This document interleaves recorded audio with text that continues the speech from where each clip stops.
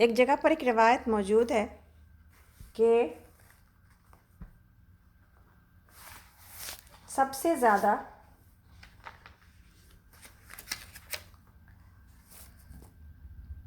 کس بھائی نے اپنے بھائی کو فائدہ پہنچایا ہے، سب سے زیادہ کس بھائی نے اپنے بھائی کو فائدہ پہنچایا ہے۔ حضرت عائشہ صدیقہ رضی اللہ عنہا عمرے کے لیے جاتے ہوئے کسی اعرابی کے ہاں مقیم تھیں، یعنی کسی دیہات کے شخص کے پاس مقیم تھیں کہ سنا ایک شخص پوچھتا ہے کہ دنیا میں کس بھائی نے اپنے بھائی کو سب سے زیادہ نفع پہنچایا۔ اس سوال پر سب خاموش ہو گئے اور کہہ دیا کہ ہمیں اس کا علم نہیں۔ اس نے کہا اللہ کی قسم مجھے اس کا علم ہے۔ تو صدیقہ فرماتی ہیں کہ میں نے اپنے دل میں کہا دیکھو یہ شخص کتنی بے جا جسارت کرتا ہے، بغیر انشاءاللہ کے قسم کھا رہا ہے۔ لوگوں نے اس سے پوچھا کہ بتاؤ، اس نے جواب دیا حضرت موسیٰ علیہ السلام کہ اپنے بھائی کو اپنی دعا سے نبوت دلوائی، اپنے بھائی کو اپنی دعا سے نبوت دلوائی۔ تو حضرت عائشہ کہتی ہیں کہ میں بھی یہ سن کر دنگ رہ گئی اور دل میں کہنے لگی بات تو سچ کہی، فی الواقع اس سے زیادہ کوئی بھائی اپنے بھائی کو فائدہ نہیں پہنچا سکتا۔ تو کوئی آپ کو اور ہم کو اللہ کی طرف بلائے نا تو پھر اس کی محبت کے قائل ہو جائیں آپ لوگ، اس لیے کہ یہی وہ سب سے بڑی بھلائی ہے، وہ سب سے بڑا فائدہ ہے جو کوئی کسی کو دے سکتا ہے۔ تو آگے چلتے ہیں الحمدللہ۔ اللہ تعالیٰ فرماتے ہیں آگے، آیت نمبر ہم لوگ 36 پر ہیں، سورہ طٰہٰ۔ اللہ تعالیٰ نے فرمایا کہ دیا گیا جو تو نے مانگا اے موسیٰ، ہم نے پھر ایک مرتبہ تجھ پر احسان کیا۔ یاد کرو وہ وقت جب کہ ہم نے تیری ماں کو اشارہ کیا، اور ایسا اشارہ جو وحی کے ذریعے سے ہی کیا جاتا ہے کہ اس بچے کو صندوق میں رکھ دے اور صندوق کو دریا میں چھوڑ دے، دریا اسے ساحل پر پھینک دے گا اور اسے میرا دشمن اور اس بچے کا دشمن اٹھا لے گا۔ میں نے اپنی طرف سے تجھ پر محبت طاری کر دی اور ایسا انتظام کیا کہ تو میری نگرانی میں پالا جائے۔ یاد کر جب کہ تیری بہن چل رہی تھی اور پھر جا کر کہتی ہے کہ میں تمہیں اس کا پتہ دوں جو اس بچے کی پرورش اچھی طرح کرے۔ اس طرح ہم نے تجھے پھر تیری ماں کے پاس پہنچا دیا تاکہ اس کی آنکھ ٹھنڈی رہے اور وہ رنجیدہ نہ ہو۔ اور یہ بھی یاد کر کے تو نے ایک شخص کو قتل کر دیا تھا، ہم نے تجھے اس پھندے سے نکالا اور تجھے مختلف آزمائشوں سے گزارا اور تو مدین کے لوگوں میں کئی سال ٹھہرا رہا۔ پھر اب ٹھیک اپنے وقت پر تو آ گیا ہے اے موسیٰ، میں نے تجھ کو اپنے کام کا بنا لیا ہے۔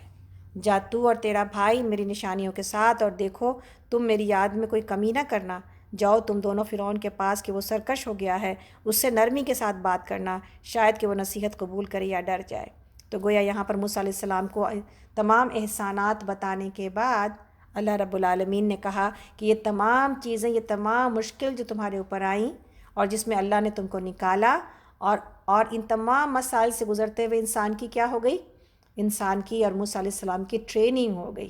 مشکل حالات آپ کو اور ہم کو ٹرینڈ کرتے ہیں، اور مشکل حالات ہمیں اور آپ کو اس لیے ڈالے جاتے ہیں تاکہ ہمارے اندر کی وہ مضبوطی، وہ صبر، وہ استقلال، وہ سمجھ بوجھ کی جو ہے وہ کا اضافہ، یہ سب کچھ لے کر کے آتی ہیں۔ تو اللہ رب العالمین نے یہاں پر یہ بات کہی اور ساتھ ہی کیا کہہ دیا؟ میری یاد کے ساتھ یہ کام کیا جائے گا۔ یعنی کام تو مشکل ہے، فرعون کو جا کے دعوت دین دینا ہے اور اتنا جابر بادشاہ کے سامنے حق بات کا کہنا۔ تو اسی لیے موسیٰ علیہ السلام نے زبان کی گرہ کھلوائی، اسی لیے ہارون علیہ السلام کو اپنا ساتھی لیا۔ لیکن سب سے زیادہ جو چیز آپ کو اور ہم کو فائدہ دیتی ہے کسی بھی مشکل کام میں، ابھی بھی جو مشکل آئی ہے کسی کے اوپر یا میرے اوپر اس وقت آئی ہے میری امی کے اعتبار سے، تو جو چیز سب سے زیادہ فائدہ دیتی ہے وہ اللہ کی یاد ہی ہے، اللہ کی یاد ہی ہے۔ تو اللہ کو یاد کیا جائے گا اور اللہ ہی کی طرف پلٹا جائے گا اپنے ہر کسی چیز کے لیے۔ اور فرعون جیسے سرکش کے پاس بھیجا جا رہا ہے اور نصیحت کیا کی جا رہی ہے کہ نرمی کے ساتھ بات کی جائے گی، نرم رویہ، نرم انداز، نرم نصیحت۔ جب مامون کے زمانے میں کسی ایک بزرگ نے مامون سے سخت نصیحت کی تو مامون نے کہا تھا رحمۃ اللہ علیہ نے کہ اللہ تعالیٰ نے موسیٰ علیہ السلام کو فرعون کے پاس بھیجا تھا اور یہ نصیحت کی تھی کہ اس سے نرمی کے ساتھ بات کرنا۔ تو آپ موسیٰ علیہ السلام سے بہتر نہیں ہیں اور میں فرعون سے بدتر نہیں ہوں، اس لیے نرمی کی تو ایک جو ہے وہ رہتا ہے معاملہ نا کہ میرے ساتھ نرمی کی جائے اور مجھے نرمی سے نصیحت کی جائے۔ تو بادشاہوں کے ساتھ نصیحت یا کسی ایسے کے ساتھ نصیحت جن کو کہ اللہ تعالیٰ نوازے رہتا ہے۔ نصیحت میں تو ہر کسی کے لیے نرمی چاہیے ہوتی ہے، لیکن بعض اوقات بعض لوگوں کے مزاجوں میں تکبر ہوتا ہے، ان کو نرم نصیحت زیادہ فائدہ دیتی ہے بجائے سختی کے۔ اور نرمی کے بارے میں حدیث موجود ہے کہ نرمی ہمیشہ خیر ہی لے کے آتی ہے اور سختی سے کام بگڑ جاتا ہے۔ تو اللہ کرے کہ ہماری طبیعت کے اندر اللہ تعالیٰ نرمی ڈال دے کہ ہم نرمی کے ساتھ کام کریں اللہ کے دین کا، خاص طور پر اس لیے کہ یہ دین نبی صلی اللہ علیہ وسلم لے کے آئے جو کہ رحمت للعالمین تھے۔ آگے اللہ تعالیٰ فرماتے ہیں، آیت نمبر 45 ہے، دونوں نے عرض کیا پروردگار ہمیں اندیشہ ہے کہ وہ ہم پر زیادتی کرے گا یا پل پڑے گا، تو فرمایا ڈرو مت، میں تمہارے ساتھ ہوں، سب کچھ سن رہا ہوں اور دیکھ رہا ہوں، اور جاؤ اس کے پاس اور کہو کہ ہم تیرے رب کے فرستادے ہیں، بنی اسرائیل کو ہمارے ساتھ جانے کے لیے چھوڑ دے اور ان کو تکلیف نہ دے، ہم تیرے پاس تیرے رب کی نشانی لے کر آئے ہیں، اور سلامتی ہے اس کے لیے جو راہ راست کی پیروی کرے۔ ہم کو وہی سے بتایا گیا ہے کہ عذاب ہے اس کے لیے جو جھٹلائے اور منہ موڑے۔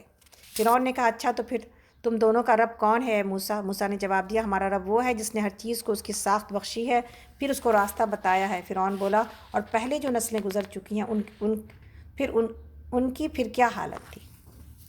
موسیٰ علیہ السلام نے کہا اس کا علم میرے رب کے پاس ایک نوشتے میں محفوظ ہے، میرا رب نہ چوکتا ہے نہ بھولتا ہے، وہی ہے جس نے تمہارے لیے زمین کا فرش بچھایا اور اس میں تمہارے چلنے کو راستے بنائے اور اوپر سے پانی برسایا اور پھر اس کے ذریعے سے مختلف اقسام کی پیداوار نکالی، کھاؤ اور اپنے جانوروں کو بھی چراؤ، یقیناً اس میں بہت سی نشانیاں ہیں عقل رکھنے والوں کے لیے۔ اسی زمین سے ہم نے تم کو پیدا کیا ہے، اسی میں ہم تمہیں واپس لے جائیں گے اور اسی سے تم کو دوبارہ نکالیں گے۔ ہم نے فرعون کو اپنی سبھی نشانیاں دکھائیں مگر وہ جھٹلائے چلا گیا اور نہ مانا۔ کہنے لگا اے موسیٰ کیا تو ہمارے پاس اس لیے آیا ہے کہ اپنے جادو کے زور سے ہم کو ہمارے ملک سے نکال باہر کرے؟ اچھا ہم بھی تیرے مقابلے میں ویسا ہی جادو لاتے ہیں، طے کر لے کب اور کہاں مقابلہ کرنا ہے، نہ ہم اس قرارداد سے پھریں گے نہ تم پھریو، کھلے میدان میں سامنے آ جا۔ موسیٰ نے کہا جشن کا دن طے ہوا اور دن چڑھے لوگ جمع ہوں۔ فرعون نے پلٹ کر اپنے سارے ہتھ کنڈے جمع کیے اور مقابلے میں آ گیا۔ موسیٰ نے عین موقع پر سامنے والے گروہ کو مخاطب کر کے کہا کہ شامت کے مارو، نہ جھوٹی تہمتیں باندھو اللہ پر، ورنہ وہ ایک سخت عذاب سے تمہارا ستیہ ناش کر دے گا۔ جھوٹ جس نے بھی گڑھا وہ نامراد ہو گیا۔ یہ سن کر ان کے درمیان اختلاف رائے ہو گیا اور وہ چپکے باہم مشورہ کرنے لگے۔ آخرکار کچھ لوگوں نے کہا کہ یہ دونوں تو محض جادوگر ہیں، ان کا مقصد یہ ہے کہ اپنے جادو کے زور سے تم کو تمہاری زمین سے بے دخل کر دیں اور تمہاری مثالی طریقے زندگی کا خاتمہ کر دیں۔ اپنی ساری تدبیر آج اکٹھی کر لو اور سب مل جل کر میدان میں آؤ، بس یہ سمجھ لو کہ آج جو غالب رہا یعنی آج جو جیت گیا وہی جیت گیا۔ جادوگر بولے موسیٰ تم پھینکتے ہو یا پہلے ہم پھینکیں؟ موسیٰ علیہ السلام نے کہا نہیں تم ہی پھینکو۔ یکایک ان کی رسیاں اور ان کی لاٹھیاں ان کے جادو کے زور سے موسیٰ علیہ السلام کو دوڑتی ہوئی محسوس ہونے لگیں اور موسیٰ علیہ السلام اپنے دل میں ڈر گئے۔ ہم نے کہا مت ڈر، تم ہی غالب رہو گے، پھینک جو کچھ تیرے ہاتھ میں ہے، ابھی ان کی ساری بناوٹی چیزوں کو نگل جاتا ہے۔ یہ جو کچھ بنا کر لائے ہیں یہ تو جادوگر کا فریب ہے، اور جادوگر کبھی کامیاب نہیں ہو سکتے چاہے وہ کسی شان سے آئیں۔ آخر کو یہی ہوا کہ سارے جادوگر سجدے میں گرا دیے گئے اور پکار اٹھے کہ مان لیا ہم نے ہارون اور موسیٰ کے رب کو۔ فرعون نے کہا تم ایمان لے آئے قبل اس کے کہ میں تمہیں اس کی اجازت دیتا؟ معلوم ہو گیا کہ یہ تمہارا گروہ ہے، یعنی تمہارا یہ لیڈر ہے جس نے تمہیں جادوگری سکھائی ہے۔ اچھا اب میں تمہارے ہاتھ پاؤں مخالف سمتوں سے یعنی اپوزٹ سائڈ سے کٹواؤں گا اور کھجور کے تنوں پر تم کو سولی دیتا ہوں، پھر تمہیں پتہ چل جائے گا کہ ہم دونوں میں سے کس کا عذاب زیادہ سخت اور دیر پا ہے۔ جادوگروں نے جواب دیا قسم اس ذات کی جس نے ہمیں پیدا کیا، یہ ہرگز نہیں ہو سکتا کہ ہم روشن نشانیاں سامنے آ جانے کے بعد بھی تجھے ترجیح دیں۔ جو تو کچھ کرنا چاہے کر لے، تو زیادہ سے زیادہ بس اسی دنیا کی زندگی کا فیصلہ کر سکتا ہے۔ ہم تو اپنے رب پر ایمان لے آئے تاکہ وہ ہماری خطائیں معاف کر دے اور اس جادوگری سے جس پر تو نے ہمیں مجبور کیا تھا درگزر فرمائے۔ اللہ ہی اچھا ہے اور وہی باقی رہنے والا ہے۔ اصل بات یہ ہے کہ جو مجرم بن کر اپنے رب کے حضور حاضر ہوں گے اس کے لیے جہنم ہے جس میں وہ نہ جیے گا نہ مرے گا، اور جو اس کے حضور مومن کی حیثیت سے حاضر ہوگا جس نے نیک عمل کیے ہوں گے، ایسے سب لوگوں کے لیے بلند درجے ہیں اور سدا بہار باغ ہے جن کے نیچے نہریں بہہ رہی ہوں گی، ان میں وہ ہمیشہ رہیں گے۔ یہ جزا اس شخص کی جو پاکیزگی اختیار کرے۔ یعنی اتنے سے کم وقت میں موسیٰ علیہ السلام کہ زمانے کے جادوگر اپنے ایمان کا وہ ثبوت اور وہ مظاہرہ کر گئے جو کہ ہم نے پہلے بھی پڑھا تھا کہ جب کبھی قرآن پڑھو تو جادوگر کے اس ایمان اور اس قربانی کے اوپر ہمارا ایمان شرمندہ ہوتا ہے کہ ہمارے لیے دنیا میں اپنے پسند کی صرف چند چیزوں کو چھوڑنا ہے، کسی جابر بادشاہ کے آگے حق نہیں بولنا، کسی اور بڑی مصیبت میں مبتلا نہیں ہونا، اپنے گھر میں بیٹھ کر کچھ چیزوں کے اوپر عمل کرنا ہے۔ ہمارا ایمان اتنا کمزور ہے کہ ہم اپنی خواہش کے پیچھے بھاگ رہے ہوتے ہیں اور اپنا قیمتی وقت ضائع کر رہے ہوتے ہیں اور جنت کو بھول کے بیٹھے ہوتے ہیں، وہ جنت کہ جس کے لیے جادوگروں نے اور جس کی یقین کے اوپر جادوگروں نے اپنی جان نچھاور کر دی اور یہ کہا کہ یہی جنت ہے جو کہ نیکوکاروں کے لیے بنائی گئی ہے۔ آگے اللہ تعالیٰ فرماتے ہیں، ہم لوگ اس وقت آیت نمبر 77 پر ہیں، سورہ طٰہٰ پارہ نمبر 16۔ ہم نے موسیٰ پر وحی کی کہ اب راتوں رات میرے بندوں کو لے کر چل پڑ اور ان کے لیے سمندر میں سے سوکھی سڑک بنا لے، تجھے کسی بھی پیچھا کرنے والے کا ذرا خوف نہ ہو اور نہ سمندر کے بیچ سے گزرنے میں ڈر لگے۔ پیچھے سے فرعون اپنے لشکر کو لے کر پہنچا اور پھر سمندر ان پر چھا گیا جیسا کہ چھا جانے کا حق تھا۔ فرعون نے اپنی قوم کو گمراہی کیا تھا، کوئی صحیح رہنمائی نہیں کی تھی۔ یہ سارے وہ لیڈرز جو گمراہ کرتے ہیں ان کا انجام ایسا ہی ہونا کہ خود بھی ڈوبیں اور دوسروں کو بھی لے ڈوبیں۔ اللہ تعالیٰ فرماتے ہیں، آیت نمبر 80 ہے، سورہ طٰہٰ پارہ نمبر 16۔ اے بنی اسرائیل، ہم نے تم کو تمہارے دشمن سے نجات دی اور طور کی دائیں جانب سے یعنی رائٹ سائڈ سے تمہاری حاضری کے لیے وقت مقرر کیا اور تم پر من و سلوہ اتارا، کھاؤ ہمارا دیا ہوا پاک رزق اور اسے کھا کر سرکشی نہ کرو، ورنہ تم پر میرا غضب ٹوٹ پڑے گا، اور جس پر میرا غضب ٹوٹا وہ پھر گر کر ہی رہا، البتہ جو توبہ کر لے اور ایمان لائے اور نیک عمل کرے پھر سیدھا چلتا رہے، اس کے لیے میں بہت درگزر کرنے والا ہوں۔ تو یہاں پر یہ بات بتائی گئی ان لوگوں کو بھی اور ہمارے لیے بھی، کون ہمیں کھانا کھلا رہا ہے، کون ہمیں پانی پلا رہا ہے، یہ سب کچھ اللہ رب العالمین جو ہے وہ کروا رہے ہیں نا، ہمیں دے رہے ہیں، عطا کر رہے ہیں۔ پھر اللہ کا رزق کھانے کے بعد اللہ سے نافرمانی کرنا، یہ کیسا معاملہ ہے کہ کیوں انسان کو یہ بات سمجھ میں نہیں آتی کہ جب اللہ رب العالمین کی جو ہے وہ کا دیا ہوا رزق کھایا جائے گا تو پھر اس کی فرما برداری کی جائے گی۔ اللہ تعالیٰ آگے فرماتے ہیں، آیت نمبر 83 ہے کہ جب موسیٰ علیہ السلام جلدی آ گئے اللہ کے پاس، طور پر جلدی پہنچ گئے، تو پھر اللہ تعالیٰ نے کیا پوچھا تھا، اور کیا چیز تمہیں اپنی قوم سے پہلے لے آئی موسیٰ؟ انہوں نے عرض کیا، وہ بس میرے پیچھے آ ہی رہے ہیں، میں جلدی کر کے تیرے حضور آ گیا ہوں، اے میرے رب تاکہ تم مجھ سے خوش ہو جائے۔ جلدی کر کے اللہ کے دربار میں حاضر ہونا تاکہ وہ خوش ہو جائے۔ کسی کو یاد آئی بات، ہم کیسے جلدی حاضر ہو جائیں تاکہ ہمارا رب خوش ہو جائے؟ نماز کے بارے میں بار بار یہ بات آتی ہے نا، گویا اللہ سامنے موجود ہوتا ہے اور اس کے دربار میں حاضری ہے، تو پھر جلدی کر کے موسیٰ علیہ السلام، یہ انبیاء کی صفت ہے کہ اللہ کو خوش کرنے کا کوئی موقع اپنے ہاتھ سے جانے نہیں دیتے۔ تو اللہ تعالیٰ نے فرمایا، اچھا تو سنو، ہم نے تمہارے پیچھے تمہاری قوم کو آزمائش میں ڈال دیا ہے اور سامری نے انہیں گمراہ کر ڈالا ہے۔ موسیٰ علیہ السلام سخت غصے اور رنج کی حالت میں اپنی قوم کی طرف پلٹے اور جا کر انہوں نے کہا کہ اے میری قوم کے لوگوں، کیا تمہارے رب نے تم سے اچھے وعدے نہیں کیے تھے؟ کیا تمہیں دن لگ گئے ہیں، یا تم اپنے رب کا غضب ہی اپنے اوپر لانا چاہتے تھے کہ تم نے مجھ سے وعدہ خلافی کی؟ انہوں نے جواب دیا، ہم نے آپ سے وعدہ خلافی کچھ اپنے اختیار سے نہیں کی، معاملہ یہ ہوا کہ لوگوں کے زیورات کے بوجھ سے ہم لد گئے تھے اور ہم نے بس ان کو پھینک دیا تھا۔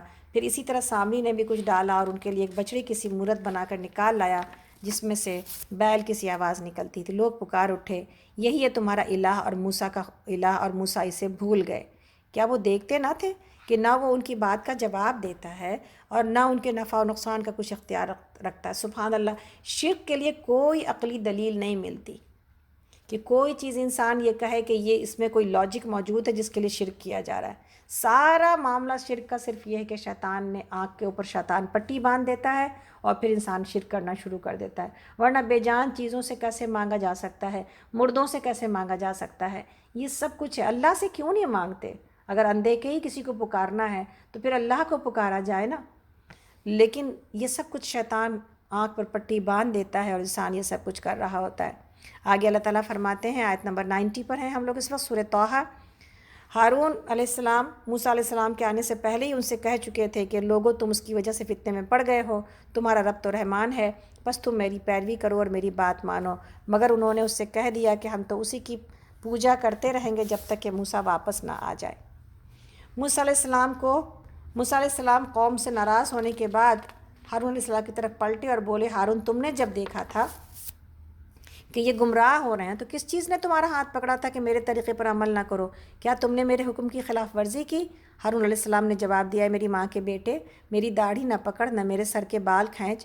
مجھے اس بات کا ڈر تھا کہ تو آ کر کہے گا کہ تم نے بنی اسرائیل میں پھوٹ ڈال دی اور میری بات کا پاس نہ کیا۔ موسیٰ علیہ السلام نے کہا، سامری تیرا کیا معاملہ ہے؟ اس نے جواب دیا، میں نے وہ چیز دیکھی جو ان لوگوں کو نظر نہ آئی، بس میں نے رسول اللہ صلی اللہ علیہ وسلم کے نقش قدم سے ایک مٹھی اٹھا لی اور اس کو ڈال دیا، اور میرے نفس نے مجھ پر ایسا ہی سجھا دیا۔ موسیٰ علیہ السلام نے کہا، اچھا تو جا، اب زندگی بھر تجھے یہی پکارتے رہنا ہے کہ مجھے نہ چھونا، اور تیرے لیے باز پرس کا ایک وقت مقرر ہے جو تجھ سے ہرگز نہ ٹلے گا، اور دیکھ اپنے اس الہ کو جس پر تو ریجھا ہوا ہے، اب ہم اسے جلا ڈالیں گے اور ریزہ ریزہ کر کے دریا میں بہا دیں گے۔ لوگوں تمہارا الہ تو بس ایک ہی اللہ ہے جس کے سوا کوئی الہ نہیں ہے، ہر چیز پر اسی کا علم حاوی ہے۔ اے محمد صلی اللہ علیہ وسلم، اس طرح پچھلے گزرے ہوئے حالات کی خبریں آپ کو سناتے ہیں، اور ہم نے خاص اپنے ہاں سے آپ کو ایک ذکر اور نصیحت عطا کیا ہے۔ جو کوئی اس سے منہ موڑے گا وہ قیامت کے روز سخت بار گناہ اٹھائے گا۔ ایسے سب لوگ ہمیشہ اس کے وبال میں گرفتار رہیں گے، اور قیامت کے دن ان کے لیے اس جرم کی سزا کا بوجھ بڑا تکلیف دہ بوجھ ہوگا۔ اس دن جب کہ سور پھونکا جائے گا اور ہم مجرموں کو اس حال میں گھیر لائیں گے کہ ان کی آنکھیں دہشت کے مارے پتھرائی ہوئی ہوں گی، آپس میں چپ کے کہیں گے کہ دنیا میں مشکل ہی سے تم نے کوئی 10 دن گزارے ہوں گے، ہمیں خوب معلوم ہے وہ کیا باتیں کر رہے ہوں گے۔ ہم یہ بھی جانتے ہیں اس وقت ان میں سے جو زیادہ سے زیادہ محتاط اندازہ لگانے والا ہوگا وہ کہے گا، سورۃ طٰہٰ کی اس آیت کا ہم ہمیشہ حوالہ دیتے ہیں کہ سب سے بڑا میتھمیٹیشین کیا کہے گا؟ وہ کہے گا کہ نہیں، تمہاری دنیا کی زندگی بس ایک دن کی زندگی تھی۔ یہ لوگ تم سے پوچھتے ہیں کہ آخر اس دن یہ پہاڑ کہاں چلے جائیں گے؟ کہو، میرا رب ان کو دھول بنا کر اڑا دے گا اور زمین کو ایسا ہموار اور چٹیل میدان بنا دے گا کہ اس میں تم کوئی بل اور سلوٹ نہ دیکھو گے۔ اس روز سب لوگ اس منادی کی پکار پر سیدھے چلے آئیں گے، کوئی ذرا اکڑ نہ دکھا سکے گا، اور آوازیں رحمان کے آگے دب جائیں گی، ایک سرسراہٹ کے سوا تم کچھ نہ سنو گے۔ اس روز شفاعت کارگر نہ ہوگی الا یہ کہ کسی کو رحمان اس کی اجازت دے اور اس کی بات سننا پسند کرے۔ وہ لوگوں کا اگلا پچھلا سب حال جانتا ہے اور دوسروں کو اس کا پورا علم نہیں ہے۔ لوگوں کے سر اس حی و قیوم کے آگے جھک جائیں گے۔ نامراد ہوگا اس وقت کسی ظلم کا بار گناہ اٹھائے ہوئے ہو، اور کسی ظلم یا حق تلفی کا خطرہ نہ ہوگا اس شخص کو جو نیک عمل کرے اور اس کے ساتھ وہ مومن بھی ہو۔ تو پیچھے ہم یہ دیکھا ہے کہ جب ہارون علیہ السلام کو موسیٰ علیہ السلام نے پکڑا تھا تو ہارون علیہ السلام کا جواب کیا تھا؟ ہارون علیہ السلام کا جواب یہ تھا کہ ہم نے اسی لیے لوگوں کو اتنی ہی نصیحت کی جتنی کہ وہ سن سکیں، اور مجھے زیادہ سختی کرنے میں اس لیے جو ہے وہ مشکل پیش آئی کہ کہیں ایسا نہ ہو کہ امت آپس میں پھٹ جائے اور اختلاف پیدا ہو جائے۔ اتحاد اتنی بڑی نعمت ہے، جو ہم کل جس بات کے اوپر ناراض ہو رہے تھے کہ کس طرح علماء ہمارے نئی باتیں نکال کر کے امت کو گمراہ کرتی ہیں اور اتحاد کو ختم کرنے کے در پہ رہتی ہیں اور کنفیوز کرتی جاتی ہیں۔ کس طرح ہماری مساجد اپنی کمیونٹی کو کنفیوز کرتی ہیں۔ ہمارے پاس ہماری مسجد نے کہا کہ جی ہم ایک ہم عید کریں گے کیلکولیٹڈ چاند کے اوپر، اور ہم بقرعید کریں گے اور عید الاضحیٰ کریں گے آنکھوں دیکھے چاند کے اوپر۔ یہ کیا ہے؟ آدھا آدھا بانٹ رہے ہیں، کوئی ایک سمت اختیار کیوں نہیں کرتے؟ تو آدھے ادھر کے لوگوں کو خوش کرنا چاہتے ہیں، آدھے ادھر کے لوگوں کو خوش کرنا چاہتے ہیں، اور دو کشتی میں پیر رکھنا چاہتے ہیں ہم لوگ، اور کمیونٹی بیچاری پریشان ہے کہ اب ہم کیا کریں۔ یہ کیا بات ہے جو سمجھ میں کسی کے آنے والی نہیں ہے؟ تو ہمیشہ کیا ہو رہا ہے آج کے دور میں کہ ہر ایک مسجد، ہر ایک امام، ہر ایک لیڈر کوئی نئی بات لے کے آتا ہے اور امت کے اتحاد کو ختم کرتا چلا جاتا ہے۔ اس کا یہ مطلب نہیں ہے کہ گناہ کے اوپر اتحاد کیا جائے گا، یہ تو ضرور ہے کہ نیکی کی طرف بلایا جائے گا اور گناہ سے روکا جائے گا، لیکن جو بات کے جس بات میں اتحاد ہو سکتا ہے، جس رسی کو پکڑ کے چلا جا سکتا ہے اور جس پر سارے جمع ہو سکتے ہیں، وہ قرآن اور حدیث ہے، نہ کہ نئی نئی باتیں کسی مسجد کی، کسی امام کی اور کسی دوسرے کی۔ تو یہ جو چیز ہے اس کی کوئی اہمیت سمجھتا ہی نہیں، اور نتیجہ یہ ہے کہ اتحاد موجود نہیں ہے، یونٹی موجود نہیں ہے، طاقت موجود نہیں ہے۔ جو جس کا دل آ رہا ہے اس سمت چلا جا رہا ہے، جس کا جو دل چاہ رہا ہے وہ کسی کو فالو کر رہا ہے۔ نتیجہ یہ ہے کہ دل آپس میں پھٹے ہوئے ہیں، کوئی ایک دوسرے کے ساتھ مضبوطی حاصل نہیں کر رہا، نہ کمیونٹی، نہ عوام، نہ انسان، نہ مسلمان۔ تو ایک براڈ ویژن اگر آپ دیکھیں، براڈ پلیٹ فارم کے اوپر ہماری حیثیت اسی طرح ہے کہ کوئی ملک کسی کے ساتھ نہیں ہے، کوئی کسی کے ساتھ نہیں ہے۔ نتیجہ کیا ہے کہ ہم ہیں تو بہت سارے تعداد میں، لیکن ہمارا وزن تنکے سے بھی جو ہے وہ کم ہے۔ آگے چلتے ہیں سورۃ طٰہٰ میں۔ آیت نمبر اس وقت 113 ہے اور پارہ نمبر 16 ہے۔ اے محمد صلی اللہ علیہ وسلم، اسی طرح ہم نے اسے قرآن عربی بنا کر نازل کیا ہے اور اس میں طرح طرح سے وارننگز اور تنبیہات کی ہیں تاکہ یہ لوگ برے راستے سے اور ٹیڑھے راستے سے بچیں، یا ان میں سے کچھ ہوش کے آثار اس کی بدولت پیدا ہوں۔ بس بالا و برتر ہے اللہ حقیقی بادشاہ۔ اور دیکھو، قرآن پڑھنے میں جلدی نہ کیا کرو جب تک کہ آپ کی طرف اس کی وحی تکمیل کو نہ پہنچ جائے، اور دعا کرو کہ اے پروردگار مجھے مزید علم عطا کر۔ وقر رب زدنی علما، اسی میں ہے سورۃ طٰہٰ میں یہ آیت بھی موجود ہے، دعا ہے ماشاءاللہ۔ اور اللہ رب العالمین نے ایک ہی چیز بڑھانے کی دعا مانگنے کا حکم دیا اپنے پیارے رسول کو، پیارے نبی کو، کہ اپنا علم بڑھانے کی دعا مانگی جائے۔ تو یہ جو علم کا راستہ ہم اور آپ طے کر رہے ہیں، الحمدللہ رب العالمین، یہی وہ راستہ ہے جس کے لیے انبیاء کو بھی کہا گیا کہ دعا مانگی جائے۔ تو یہ دعا جو ہمیشہ ہم لوگ پڑھتے ہیں اور کرتے ہیں، اپنے لیے اپنی خاص دعاؤں میں اس دعا کو شامل کریں کہ ربی زدنی علما، اے اللہ ہمارے علم کو بڑھا دے تاکہ ہم اس دنیا کی حقیقت، آخرت کی حقیقت جان جائیں اور پھر اس طرح زندگی گزاریں جس طرح کے علم والے گزارتے ہیں انشاءاللہ۔ آگے اللہ تعالیٰ فرماتے ہیں، ہم لوگ آیت نمبر 115 پر ہیں۔ ہم نے اس سے پہلے آدم کو ایک حکم دیا تھا اور وہ بھول گئے اور ہم نے ان میں عزم نہ پایا۔ آدم علیہ السلام کا حکم آپ کو پتہ ہے، اور عزم اور ارادے کی کمی بھی ہم کو اور آپ کو پتہ ہے۔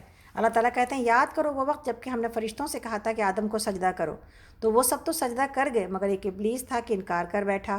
اس پر ہم نے آدم علیہ السلام سے کہا کہ دیکھو یہ تمہارا اور تمہاری بیوی کا دشمن ہے، ایسا نہ ہو کہ یہ تمہیں جنت سے نکلوا دے اور تم مصیبت میں پڑ جاؤ۔ یہاں تو تمہیں یہ آسائشیں حاصل ہیں کہ نہ بھوکے ننگے رہتے ہو، نہ پیاس اور دھوپ تمہیں ستاتی ہے۔ لیکن شیطان نے ان کو پھسلایا اور کہنے لگا، آدم بتاؤں تمہیں وہ درخت جس سے یہ ابدی زندگی اور لازوال سلطنت حاصل ہوتی ہے؟ آخرکار دونوں میاں بیوی اس درخت کے پھل کو کھا گئے۔ نتیجہ یہ ہوا کہ فوراً ہی ان کے ستر اور ان کی شرمگاہیں ایک دوسرے کے آگے کھل گئیں اور لگے دونوں اپنے آپ کو جنت کے پتوں سے ڈھانکنے۔ تو آدم علیہ السلام نے اپنے رب کی نافرمانی کی اور راہ راست سے بھٹک گیا۔ پھر اس کے رب نے اسے برگزیدہ کیا اور اس کی توبہ قبول کر لی اور اسے ہدایت بخشی اور فرمایا، تم دونوں فریق یعنی انسان اور شیطان یہاں سے اتر جاؤ اور تم ایک دوسرے کے دشمن رہو گے۔ اب اگر میری طرف سے تمہیں کوئی ہدایت پہنچے تو جو کوئی میری اس ہدایت کی پیروی کرے گا وہ نہ بھٹکے گا، نہ بدبختی میں مبتلا ہوگا، اور جو میرے ذکر اور اس نصیحت سے منہ موڑے گا اس کے لیے دنیا میں زندگی تنگ ہوگی اور قیامت کے روز ہم اسے اندھا اٹھائیں گے۔ اور حدیث میں موجود ہے کہ جب ایک انسان کو اندھا اٹھایا جائے گا وہ کہے گا کہ پروردگار، قرآن میں بھی یہ آیت موجود ہے، آیت نمبر 125 ہے سورۃ طٰہٰ کی، وہ کہے گا پروردگار دنیا میں تو میں آنکھوں والا تھا، یہاں مجھے اندھا کیوں اٹھایا؟ اللہ تعالیٰ فرمائیں گے، ہاں اسی طرح تو ہماری آیات کو جب کہ وہ تیرے پاس آئی تھیں تو نے بھلا دیا تھا، اسی طرح آج تو بھلایا جا رہا ہے۔ اللہ اکبر، ربنا لا تجعلنا منہم، آمین۔ اس طرح ہم حد سے گزرنے والے اور اپنے رب کی آیات نہ ماننے والے کو دنیا میں بدلہ دیتے ہیں اور آخرت کا عذاب زیادہ سخت اور زیادہ دیر پا ہے۔ روایتوں میں ہے کہ موسیٰ علیہ السلام نے اور آدم علیہ السلام کے درمیان یہ تکرار ہوا، صحیح بخاری میں یہ حدیث ہے کہ موسیٰ علیہ السلام نے آدم علیہ السلام سے کہا تھا کہ جب ملاقات ہوئی آدم علیہ السلام سے موسیٰ علیہ السلام کی، تو موسیٰ علیہ السلام نے کہا کہ آپ نے تو لوگوں کو مشقت میں ڈال دیا، انہیں جنت سے نکال دیا۔ تو حضرت آدم علیہ السلام نے فرمایا، آپ کو اللہ نے اپنی رسالت سے ممتاز فرمایا اور اپنے لیے پسند فرمایا اور تورات عطا فرمائی، کیا اس میں آپ نے یہ نہیں پڑھا کہ میری پیدائش سے پہلے یہ سب کچھ مقدر ہو چکا تھا؟ تو کہا کہ ہاں یہ تو پڑھا ہے۔ تو گویا کہ موسیٰ علیہ السلام نے جو الزام رکھا تھا آدم علیہ السلام کے اوپر کہ آپ کی غلطی کی وجہ سے اور نافرمانی کی وجہ سے انسان نکالا گیا جنت میں، تو آدم علیہ السلام کا جواب کیا کہ 50,000 سال پہلے تقدیر لکھی جا چکی تھی اور یہ گناہ لکھا ہوا تھا، تو ظاہر سی بات ہے کہ یہ جو لکھا ہوا تھا اس کو پورا ہونا تھا، لیکن کسی لکھے ہوئے ہونے کی وجہ سے کوئی انسان اپنی کسی نافرمانی کی کوئی وجہ تو نہیں پیش کر سکے گا قیامت کے دن۔ یہ تو آپس کی بات ہوئی، اس لیے یہ بات یہاں پہ لکھی گئی ہے، لیکن آپ کو پتہ ہے کہ جب انسانیت آدم علیہ السلام کے پاس جائے گی تو آدم علیہ السلام اپنے اسی گناہ کی وجہ سے انسانیت کی شفاعت کرنے سے پیچھے ہٹیں گے کہ نہیں ہم نے گناہ کر لیا تھا، تو میں اللہ سے کس منہ سے یہ کہوں کہ اللہ تو پہلے تو میری اپنی جان کی پڑی ہے کہ مجھے اللہ کہیں اس گناہ کی وجہ سے جو ہے وہ پکڑے نہ، حالانکہ گناہ معاف کر دیا گیا تھا، لیکن یہ انبیاء کا ہی دل ہوتا ہے اور وہ اللہ کے جلال کو وہی پہچان رہے ہوتے ہیں کہ وہ اپنے اس گناہ سے بھی معافی مانگ کے ڈر رہے ہوتے ہیں کہ جس کے بارے میں ان کو تسلی ہوتی ہے کہ وہ گناہ معاف کر دیا گیا تھا، لیکن پھر بھی ان کو یہ خوف ہوتا ہے کہ کہیں اللہ اب جب حساب کتاب کا وقت ہے تو کہیں دوبارہ سے اس کی پکڑ نہ کر لی جائے۔ آگے اللہ تعالیٰ فرماتے ہیں کہ آیت نمبر 128 پر ہیں ہم لوگ اس وقت سورہ طٰہٰ۔ پھر کیا ان لوگوں کو تاریخ کے سبق سے کوئی ہدایت نہ ملی کہ ان سے پہلے کتنی ہی قوموں کو ہم ہلاک کر چکے ہیں جن کی برباد بستیوں میں آج یہ چلتے پھرتے ہیں۔ ان میں بہت سی نشانیاں ہیں ان لوگوں کے لیے جو عقل سلیم رکھنے والے ہیں۔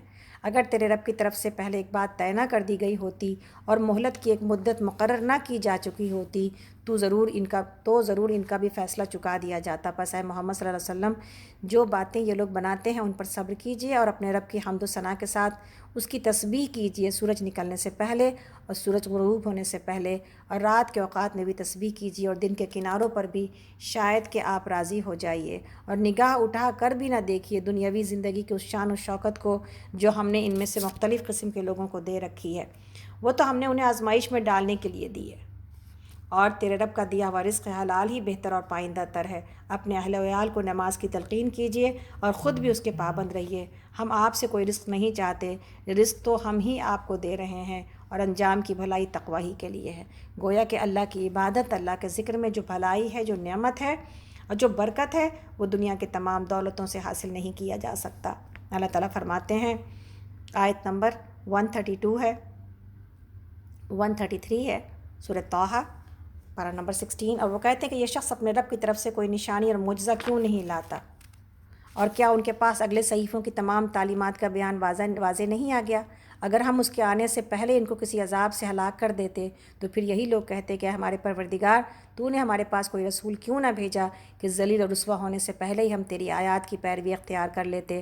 اے محمد صلی اللہ علیہ وسلم ان سے کہیے ہر ایک انجام کار کے انتظار میں ہے، بس اب منتظر رہو، ان قریب تمہیں معلوم ہو جائے گا کون سیدھی راہ چلنے والے ہیں اور کون ہدایت یافتہ ہیں۔ دو دعائیں یہاں سورہ طٰہٰ میں ہم پڑھ چکے ہیں ماشاءاللہ، اور یہ دعائیں یاد کرنے والی ہیں، رب اشرح لی اور رب زدنی علما۔ اور اب سورۃ الانبیاء ہے، آگے چلتے ہیں ہم لوگ سورۃ الانبیاء جو کہ شروع ہو رہی ہے، اور شروع کی ہی جو آیت ہے وہ ایسی ہے کہ جس کو سن کے انسان جو ہے نا پڑھ کے پریشان ہو جاتا ہے۔ سورۃ الانبیاء مکی سورہ ہے، اور آیت اس میں رکوع اس میں 7 ہیں، آیات اس میں 112 ہیں، اور پارہ 17 ہے۔ بسم اللہ الرحمن الرحیم۔ اقترب للناس حسابهم وهم فی غفلۃ معرضون۔ قریب آ گیا ہے لوگوں کے حساب کا وقت اور وہ ہیں کہ غفلت میں منہ موڑے ہوئے ہیں۔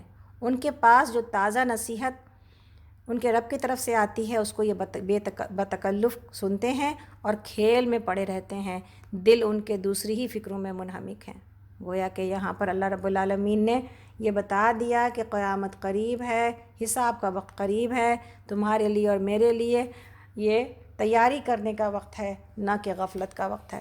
تو قیامت سے غافل انسان جب ہو جاتا ہے تو پھر وہ کھیل میں پڑ جاتا ہے، اور اللہ تعالیٰ کے پاس اس دنیا کی زندگی ایک کھیل کے سوا کچھ بھی نہیں ہے کہ انسان اتنی سیریس جو ہے وہ محنت کے ساتھ دنیا حاصل کر رہا ہوتا ہے، اور اللہ رب العالمین دیکھ رہے ہوتے ہیں کہ کس کھیل میں لگا پڑا ہے، کس مٹی کو حاصل کرنے کی کوشش کر رہا ہے۔ ہم حدیث میں پڑھ آئے ہیں کہ مردار بکری کے بچے سے بھی بدتر ہے یہ دنیا، مچھر کے پر کے جتنی حیثیت بھی نہیں ہے۔ جو کوئی دنیا حاصل کرنے کے لیے آخرت کھوتا ہے وہ اصل میں بہت بڑا بیوقوف ہے اور بہت ہی نامراد اور بدقسمت ہے۔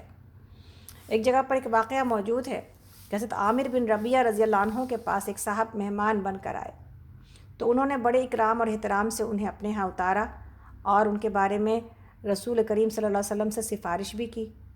تو ایک دن یہ بزرگ مہمان ان کے پاس آئے اور کہنے لگے کہ رسول اللہ صلی اللہ علیہ وسلم نے مجھے فلاں فلاں وادی عطا فرما دی ہے اور میں چاہتا ہوں کہ اس بہترین رزق کا ایک ٹکڑا میں آپ کے نام کر دوں کہ آپ کو بھی فارغ البالی رہے اور آپ کے بعد آپ کے بال بچے بھی آسانی کے ساتھ زندگی گزاریں۔ یعنی جو مہمان نوازی انہوں نے کی تھی عامر بن ربیعہ نے، اس کا بدلہ دینا چاہا انہوں نے۔ حضرت عامر کا جواب سنیے۔ حضرت عامر رضی اللہ عنہ نے جواب دیا کہ بھائی مجھے اس کی کوئی ضرورت نہیں، آج ایک ایسی سورہ نازل ہوئی ہے کہ ہمیں تو دنیا کڑوی معلوم ہونے لگی ہے اور آپ نے یہی اقترب للناس کی تلاوت فرمائی۔ سبحان اللہ، یعنی یہ دنیا کی محبت میں جو گرفتار ہو جائے، دنیا سے وہی اپنا دامن بچا سکیں گے جو دنیا کو کڑوا بنا لیں اپنے نزدیک اور آخرت کی فکر میں لگ جائیں، اس لیے کہ دنیا کی محبت ہمیں دنیا کی طرف راغب کرتی چلی جاتی ہے۔ جس کے اندر یہ جو ایمان کے ٹیسٹ کے سوا دنیا کا ٹیسٹ آ جائے نا تو پھر بہت ساری بربادی کا سامان پیدا ہو جاتا ہے۔ ہم اور آپ کہاں کہاں اپنے آپ کو برباد کر رہے ہوتے ہیں، ہم اور آپ بہت اچھی طرح جان رہے ہوتے ہیں کرنے کا کام کیا تھا اور کر کیا رہے ہیں۔ اس لیے اس آیت کو، یہی ہے آج کی آیت آف دا ڈے، لکھیے اپنے اسٹکی نوٹ کے اوپر، جیسا کہ ہر دن ہم ایک لیسن لیتے ہیں اور اسٹکی نوٹ کے اوپر لکھا جاتا ہے تاکہ ہماری نظریں اس کو دن بھر دیکھیں اور پھر ہم اس سے سبق حاصل کریں اور پھر ہم آگے اس کی تیاری کریں۔ تو یہ آیت لکھیں کہ اقترب للناس حسابہم وہم فی غفلۃ معرضون، کہ میں کہاں کھڑی ہوں، میں نے دنیا کو کتنی جگہ دے رکھی ہے اپنے دل کے اندر، میں نے کب دنیا کو اتنا کڑوا سمجھا ہے اور جانا ہے، میں نے تو دنیا سے محبت کی ہے نا، اور محبت بری نہیں ہے لیکن اس محبت کی جو ہے نا کاسٹ پر نہیں کی جائے گی جو کہ آخرت کی ہے، اور اس کی تیاری پر نہیں کی جائے گی جو کہ آخرت کی ہے انشاءاللہ تعالی۔ اللہ تعالیٰ آگے فرماتے ہیں، اور ظالم، آیت نمبر ہم لوگ اس وقت آیت نمبر 3 ہے سورۃ الانبیاء، پارہ نمبر 17۔ اور ظالم آپس میں سرگوشیاں کرتے ہیں کہ یہ شخص آخر تم جیسا ایک بشر ہی تو ہے، پھر کیا تم آنکھوں دیکھے جادو کے پھندے میں پھنس جاؤ گے؟ نبی صلی اللہ علیہ وسلم کا مقام کیا تھا، یہ اس وقت کے لوگ جو کہ دیکھ رہے تھے نبی صلی اللہ علیہ وسلم کو، وہ بھی نہیں پہچان سکے۔ اللہ اکبر! آج بھی جب دنیا اپنی ہی نبی کو، یعنی یہ صرف مسلمانوں کے نبی تھوڑی ہیں، یہ تو پوری انسانیت کے نبی ہیں، اپنی ہی امت کا مذاق اڑاتی ہے، اپنی ہی نبی کا کارٹون بناتی ہے، اپنی ہی نبی کے اوپر فلم بناتی ہے اور یہ ثابت کرتی ہے نعوذ باللہ کہ آپ کے پاک بازی کے اوپر چھینٹے اڑائے جاتے ہیں۔ تو آپ دیکھیں کہ یہ دنیا آج جب کہ دیکھ نہیں رہی تب کر رہی ہے۔ جو لوگ اس وقت دیکھ رہے تھے پھر بھی آنکھوں سے اتنے اندھے تھے کہ پھر بھی آپ کی بڑائی اور آپ کا مقام دکھائی نہیں دیتا تھا۔ حدیث میں ہے کہ حضرت ابوبکر صدیق رضی اللہ عنہ کہ تلاوت قرآن کر رہے تھے، اتنے میں عبداللہ بن ابی سلول منافق آیا اور اپنی گدی بچھا کر اپنا تکیہ لگا کر وجاہت سے بیٹھ گیا۔ تو تھا بھی گورا چٹا، اس کے بعد باتیں بنانے لگا اور کیا کہنے لگا، تم نبی صلی اللہ علیہ وسلم سے کہو کہ آپ کوئی نشانی ہمیں دکھائیے، جیسا کہ آپ سے پہلے کے انبیاء نشانیاں لائے تھے۔ مثلا موسیٰ علیہ السلام تختیاں لائے، داؤد علیہ السلام زبور لائے، صالح علیہ السلام اونٹنی لائے، عیسیٰ علیہ السلام انجیل لائے اور آسمانی دسترخوان لائے۔ حضرت ابوبکر صدیق رضی اللہ عنہ یہ سن کر رونے لگے۔ اتنے میں نبی صلی اللہ علیہ وسلم گھر سے نکلے تو آپ نے دوسرے صحابہ سے فرمایا کہ آپ رضی اللہ عنہ نے، ابوبکر صدیق رضی اللہ عنہ نے دوسرے صحابہ سے فرمایا کہ نبی صلی اللہ علیہ وسلم کی تعظیم کے لیے کھڑے ہو جاؤ، اور تو آپ نے فرمایا سنو، میرے لیے کھڑے نہ ہوا کرو، صرف اللہ ہی کے لیے کھڑے ہوا کرو۔ صحابہ نے کہا کہ یا رسول اللہ، ہمیں اس منافق سے بڑی تکلیف پہنچی ہے۔ آپ نے فرمایا ابھی جبرائیل علیہ السلام میرے پاس آئے تھے اور مجھ سے فرمایا کہ باہر جاؤ اور لوگوں کے سامنے اپنے ان فضائل کو ظاہر کرو، ان نعمتوں کو بیان کرو جو اللہ نے آپ کو، ان نعمتوں کا بیان کیجئے جو اللہ نے آپ کو عطا فرمائی ہیں۔ میں ساری دنیا کی طرف رسول بنا کر بھیجا گیا ہوں، مجھے حکم ہوا ہے کہ میں جنات کو بھی پیغام الہی پہنچا دوں۔ مجھے میرے رب نے اپنی پاک کتاب عنایت فرمائی ہے، حالانکہ محض بے پڑھا ہوں۔ میرے تمام اگلے پچھلے گناہ معاف فرما دیے، میرا نام آذان میں رکھا گیا، میری مدد فرشتوں سے کرائی، مجھے اپنی مدد اور نصرت عطا فرمائی، روب میرے آگے آگے کر دیا، مجھے حوض کوثر عطا فرمایا ہے جو قیامت کے دن تمام حوضوں سے بڑا ہوگا، مجھے اللہ تعالیٰ نے مقام محمود کا وعدہ دیا ہے، اس وقت جب کہ سب لوگ حیران اور پریشان سر جھکائے ہوئے ہوں گے، مجھے اللہ نے اس پہلے گروہ میں چنا ہے جو لوگوں سے نکلے گا، میری شفاعت سے میری امت کے 70,000 شخص بغیر حساب کتاب کے جنت میں جائیں گے، مجھے غلبہ اور سلطنت عطا فرمائی ہے، مجھے جنت نعیم کا وہ بلند و بالا اور اعلیٰ بالا خانہ ملے گا کہ اس سے اعلیٰ منزل کسی کی نہ ہوگی، میرے اوپر صرف وہ فرشتے ہوں گے جو اللہ تعالیٰ کے عرش کو اٹھائے ہوئے ہوں گے، میری اور میری امت کے لیے غنیمتوں کے مال حلال کیے گئے، حالانکہ مجھ سے پہلے وہ کسی کے لیے حلال نہ تھے۔ تو یہ وہ تمام بڑائیاں ہیں جو نبی صلی اللہ علیہ وسلم کے ساتھ اتاری گئیں، لیکن اس کے باوجود دشمنوں کو اور کم عقلوں کو، بد نصیبوں کو دکھائی نہیں دیتی۔ تو یہی بات ہم شروع دن سے بتاتے اور سمجھاتے آئے ہیں کہ جب اللہ کے نبی کا انکار کیا گیا، اللہ کے نبی کو جو ہے وہ کو تکلیف پہنچائی گئی، اللہ کے نبی کی توہین کی گئی، تو ہم اور آپ کس کھیت کے مولی ہیں؟ ہاں، اگر ہمیں کوئی تکلیف پہنچاتا ہے، ہمیں کہیں سے کوئی ایذا آتی ہے، ہمارے پاس تو وہ بڑائی موجود ہی نہیں، ہم تو سب کمزور ہیں، گناہ گار ہیں، اور بہت ساری خامیاں ہمارے اندر پائی جاتی ہیں۔ تو اگر کوئی دوسرا کوئی انسان ہمیں تکلیف پہنچائے تو یاد کرو اس عظیم انسان کو جس کو کہ کہیں پر بھی کسی طرح سے بھی تکلیف پہنچائے بغیر چھوڑا نہیں گیا۔ اللہ تعالیٰ کہتے ہیں آگے، ہم لوگ اس وقت آیت نمبر 4 پر ہیں، رسول نے کہا میرا رب ہر اس بات کو جانتا ہے، آیت نمبر 4 ہے اور پارہ نمبر 17 ہے، اور ہم لوگ اس وقت سورۃ الانبیاء پر ہیں۔ رسول صلی اللہ علیہ وسلم نے کہا میرا رب ہر اس بات کو جانتا ہے جو آسمان اور زمین میں کی جائے، وہ سمیع اور علیم ہے، اور وہ کہتے ہیں بلکہ یہ خواب ہے، بلکہ یہ اس کی من گھڑت ہے، بلکہ یہ شخص شاعر ہے۔ اب دیکھیں کیا کیا کہا گیا آپ صلی اللہ علیہ وسلم کو، ورنہ یہ لائے کوئی نشانی جس طرح پرانے زمانے کے رسول نشانیوں کے ساتھ بھیجے گئے تھے، حالانکہ ان سے پہلے کوئی بستی بھی جسے ہم نے ہلاک کیا ایمان نہ لائی، اب کیا یہ ایمان لائیں گے؟ اور اے محمد صلی اللہ علیہ وسلم آپ سے پہلے بھی ہم نے انسانوں ہی کو رسول بنا کر بھیجا تھا جس پر ہم وحی کیا کرتے تھے، تم لوگ اگر علم نہیں رکھتے تو اہل کتاب سے پوچھ لو، ان رسولوں کو ہم نے کوئی ایسا جسم نہیں دیا تھا کہ وہ کھاتے نہ ہو اور نہ وہ سدا جینے والے تھے، پھر دیکھ لو کہ آخرکار ہم نے ان کے ساتھ اپنے وعدے پورے کیے اور انہیں جس کو ہم نے چاہا بچا لیا اور حد سے گزر جانے والوں کو ہلاک کر دیا۔ لوگوں ہم نے تمہاری طرف ایک ایسی کتاب بھیجی ہے جس میں تمہارا ہی ذکر ہے، کیا تم سمجھتے نہیں ہو؟ کتنی ہی ظالم بستیاں ہیں جن کو ہم نے پیس کر رکھ دیا اور ان کے بعد دوسری کسی قوم کو اٹھایا، جب ان کو ہمارا عذاب محسوس ہوا تو لگے وہاں سے بھاگنے، کہا گیا بھاگو نہیں، جاؤ اپنے انہی گھروں میں اور عیش کے سامانوں میں جن کے اندر تم چین کر رہے تھے، شاید کہ تم سے پوچھا جائے، کہنے لگے ہائے ہماری کم بختی، بے شک ہم خطاوار تھے، اور وہ یہی پکارتے رہے یہاں تک کہ ہم نے ان کو کھلیان کر دیا، یعنی بالکل مٹا دیا، زندگی کا ایک شرارہ تک ان میں نہ رہا۔ ہم نے اس آسمان اور زمین کو اور جو کچھ بھی ان میں ہے کچھ کھیل کے طور پہ نہیں بنایا ہے، اگر ہم کوئی کھلونا بنانا چاہتے تو بس یہی کچھ ہمیں کرنا ہوتا کہ تو اپنے ہی پاس سے کر لیتے، مگر ہم تو باطل پر حق کی چوٹ لگاتے ہیں جو اس کا سر توڑ دیتی ہے اور وہ دیکھتے دیکھتے مٹ جاتا ہے، اور تمہارے لیے تباہی ہے ان باتوں کی وجہ سے جو تم بناتے ہو۔ گویا کہ یہاں پہ یہ بتایا جا رہا ہے کہ انسان کو یہ جو دنیا بنی ہے کسی کھیل تماشے کے لیے نہیں بنی ہے، بلکہ ایک بہت ہی سنجیدہ نظام ہے، بہت ہی سیریس سارے کا سارا یہ کام ہے کہ جس میں کہ انسان کو اللہ رب العالمین نے یہاں پر 2 چیزوں کے ساتھ مشقت کرنے کو پیدا کیا، ایک یہ کہ انسان حق پر اپنے آپ کو قائم رکھے، اور دوسرا یہ کہ حق کے علاوہ جو کچھ بھی ہے اس کو ختم کیا جائے، اور جو کوئی باطل بھی کوئی بھی ایسی چیز بری باتیں سر اٹھائیں اللہ کے حکم کے علاوہ اور اللہ کی مرضی کے علاوہ اس کو مٹا دیا جائے، یہ وہ کام ہے جس کے لیے دنیا تخلیق کی گئی ہے۔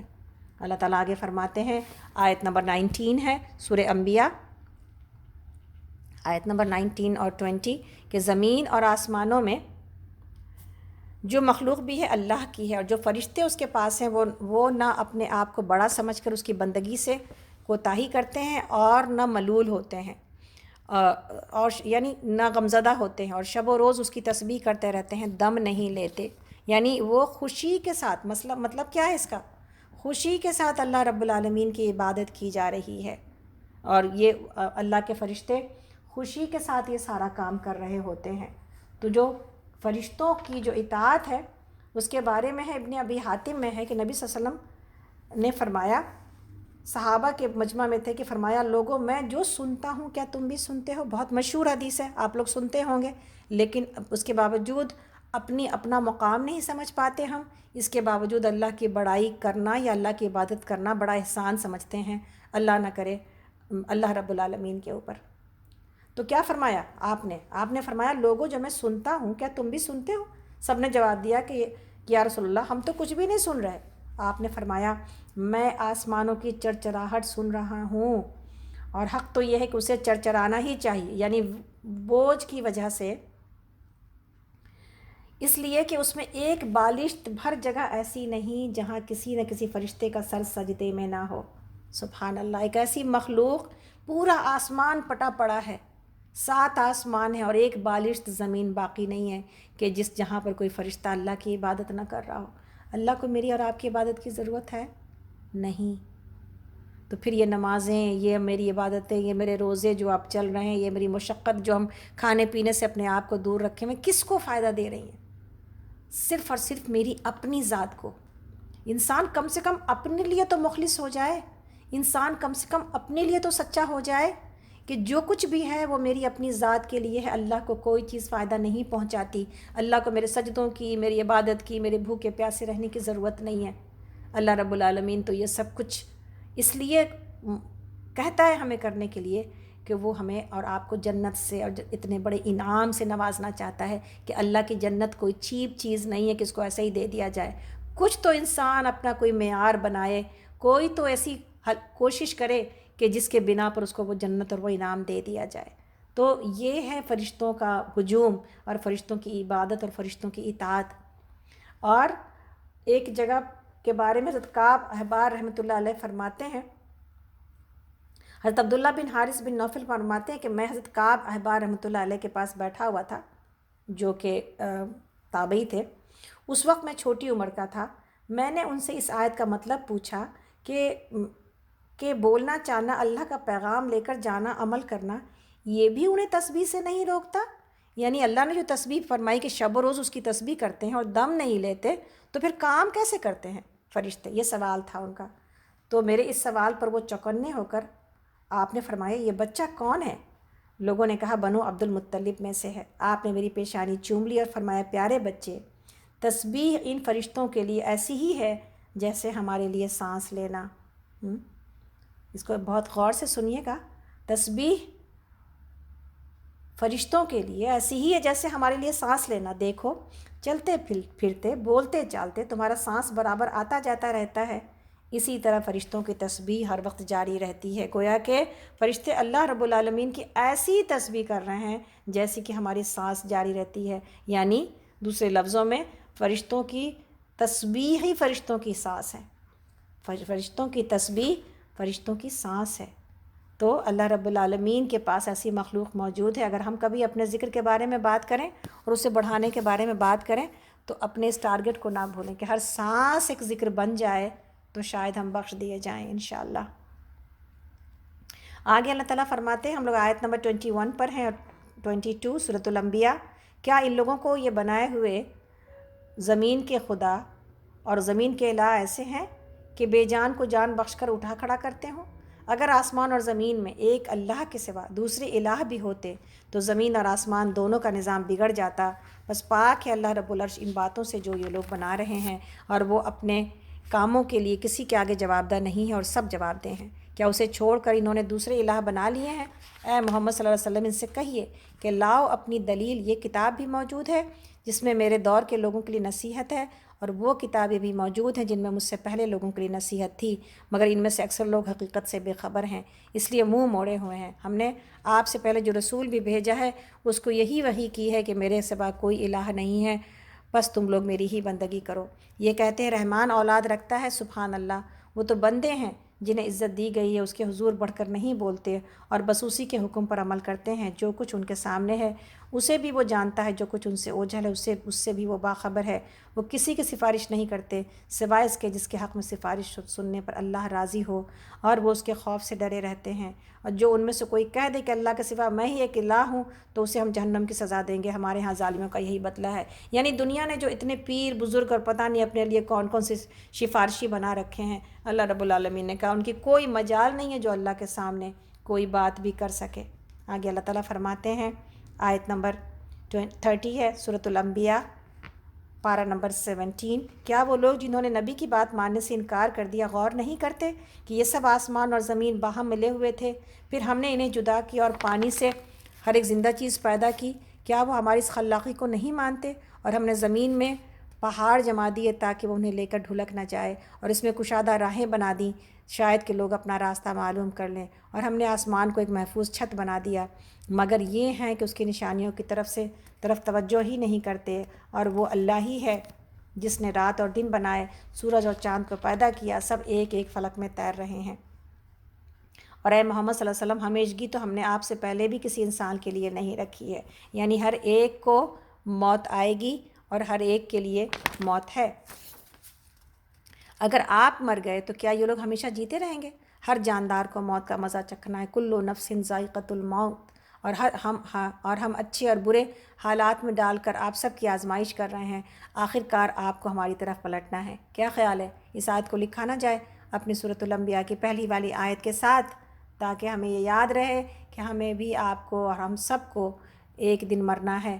اور آپ یہ زیادہ دور کیوں جائیں؟ آج سے پتہ نہیں 20 سال کے بعد کتنے لوگ نہیں ہوں گے، 10 سال کے بعد، آج کے کتنے ہی 1 سال کے بعد ہی کتنے لوگ، آج جس کسی کو رمضان ملا ہے کس کو پتہ ہے کہ اگلا رمضان آپ کو اور ہم کو ملنا ہے؟ ابھی دنیا کے جو حالات ہو رہے ہیں اس میں اور کچھ پتہ نہیں، اتنی انسرٹنٹی ہو گئی ہے، کچھ پتہ نہیں ہے کہ کہاں پر یہ دنیا کہاں جا کے رکے گی اور تمام چیزیں کہاں پہ جا کر کے وہ ٹھہریں گی۔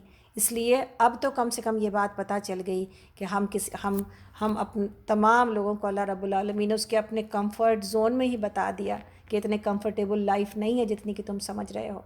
زندگی میں بغیر اللہ کے جو ہے وہ گزارنا اور بغیر اللہ کی فکر کے اس دنیا کو جو ہے وہ گزارنا، یہ بہت بڑے نقصان کا سودا ہو جائے گا۔ ایک حدیث بھی ہے کہ نبی صلی اللہ علیہ وسلم سے ابو ہریرہ رضی اللہ عنہ نے کہا کہ یا رسول اللہ، جب میں آپ کو دیکھتا ہوں تو میرا جی خوش ہو جاتا ہے اور میری آنکھیں ٹھنڈی ہوتی ہیں، آپ ہمیں تمام چیزوں کی اصلیت سے خبردار کر دیں۔ تو آپ نے فرمایا ابو ہریرہ، تمام چیزیں پانی سے پیدا کی گئی ہیں۔ اور ایک اور روایت میں کہ پھر میں نے کہا کہ یا رسول اللہ، مجھے کوئی ایسا عمل بتا دیجئے جس سے میں جنت میں داخل ہو جاؤں۔ تو آپ نے فرمایا لوگوں کو سلام کیا کرو اور کھانا کھلایا کرو اور صلہ رحمی کرتے رہو، اور راتوں کو جب لوگ سوتے ہوئے ہوں تم تہجد کی نماز پڑھا کرو تاکہ سلامتی کے ساتھ جنت میں داخل ہو جاؤ۔ اسی طرح دنیا کی چیزوں کے بارے میں تفکر اتنا بڑا معاملہ ہے، ہم تفکر کے اوپر بہت ساری باتیں کرائیں پہلے بھی، لیکن ایک چیز آپ کو بتانا چاہتے ہیں کہ بنی اسرائیل میں جو بعض علماء ہوتے تھے وہ کس طرح تفکر کو لیتے تھے اور کتنی گہرائی ہر چیز میں تلاش کرتے تھے اور کیسا ہر چیز سے اللہ کی یاد کو حاصل کر لیتے تھے۔ ایک بنی اسرائیل کے ایک عابدوں میں سے ایک نے اپنی 30 سال کی مدت عبادت پوری کر لی، مگر جس طرح عابدوں پر 30 سال کی عبادت کے بعد ابر کا سایہ ہو جایا کرتا تھا اس پر نہ ہوا، تو اس نے اپنی والدہ سے یہ حال بیان کیا۔ تو اس نے کہا بیٹے، تم نے اپنی اس عبادت کے زمانے میں کوئی گناہ کر لیا ہوگا۔ اس نے کہا اماں ایک بھی نہیں، 30 سال میں ایک گناہ بھی نہیں ہے۔ پھر کہا تم نے کسی گناہ کا پورا قصد کیا ہوگا۔ جواب دیا کہ ایسا بھی نہیں ہوا۔ ماں نے کہا کہ بہت ممکن ہے کہ تم نے آسمان کی طرف نظر کی ہو اور غور اور تدبر کے بغیر ہی ہٹا لی ہو، اور یہ علم والوں کا رتبہ نہیں ہے۔ سبحان اللہ۔ عابد نے جواب دیا ایسا تو برابر ہوتا رہا۔ تو فرمایا کہ بس یہی سبب ہے کہ تم کو ابھی علم کا وہ رتبہ نہیں ملا کہ جس کے رتبے کی وجہ سے تمہارے سر کے اوپر بادل سایہ کرتے۔ اللہ اکبر۔ آپ اور ہم دیکھیں اس امت کا حال کہ کہاں ریاضت ہے، کہاں مشقت ہے، اور کہاں ہے وہ تدبر، اور کہاں ہے وہ اللہ کے لیے لگانا۔ اتنی ضرورت نہیں ہے، سچی بات یہ ہے کہ اتنی ضرورت نہیں ہے۔ کوئی ایسا کوئی ٹارگٹ ہم آپ کو دکھانا نہیں چاہتے، نہ خود اپنے لیے کوئی مایوسی کا ٹارگٹ لینا چاہتے ہیں کہ ہم 30 سال تک کوئی گناہ نہ کر سکیں۔ اللہ رب العالمین نے تو سورۃ توبہ میں یہ بتا دیا کہ تمہاری جانیں تم اور تمہاری مال اللہ رب العالمین کے ہاتھ سے تم بیچ چکے ہو، لیکن اس کے باوجود کمی کوتاہی ہوگی تو التائبون، جو اپنے گناہوں کے اوپر فوراً توبہ کر لے، بس ایسے بن جانا تم۔ تو ہمارے لیے اور آپ کے لیے، اس امت کے لیے اتنی خوشخبریاں ہیں جو پہلی امت کے لیے نہیں ہوا کرتی تھیں۔ پہلی امتوں سے بہت سخت امتحان لیا گیا، سخت مشقت ڈالی گئی۔ ہمارے لیے اور آپ کے لیے آسان دین، اور آسان ہے میری زندگی اور آپ کی زندگی اس شریعت کے نیچے۔ بہت ہی آسان شریعت ملی ہے ہم کو، اس لیے کہ ہم کمزور ہیں، لیکن اگر اس کے باوجود اس کے اوپر بھی توجہ نہ کر سکے اور اس کو بھی نہ سمجھ سکے تو پھر یہ ہمارے لیے بہت ہی زیادہ جو ہے وہ ناکامی کی بات ہو جائے گی کہ قرآن پڑھتے ہیں، اس کے باوجود سمجھ نہیں پاتے کہ زندگی گزارنے کا طریقہ کار کیا ہے۔ آگے اللہ تعالیٰ فرماتے ہیں، ہم لوگ اس وقت آیت نمبر 37 پر ہیں، سورۃ الانبیاء۔ انسان جلد باز مخلوق ہے، اور ابھی میں تم کو اپنی نشانیاں دکھائے دیتا ہوں، جلدی نہ مچاؤ۔ انسان جلد باز مخلوق ہے، اس کے بارے میں ہم لوگ پہلے بھی جان چکے ہیں، جب کہ آدم علیہ السلام کے پیدائش کا وقت تھا کہ ان کو جب روح اس میں پھونکی گئی، سر آنکھ اور زبان میں جب روح آ گئی تو کہنے لگے کہ اللہ تعالیٰ پیر میں بھی روح ڈال دے، مغرب سے پہلے میں مکمل ہو جاؤں اور میں کھڑا ہو جاؤں۔ تو انشاءاللہ تعالیٰ ہم لوگ آگے چلیں گے۔ اس وقت میرے پاس اذان ہو رہی ہے، تو اذان کے بعد آگے چلیں گے انشاءاللہ تعالیٰ۔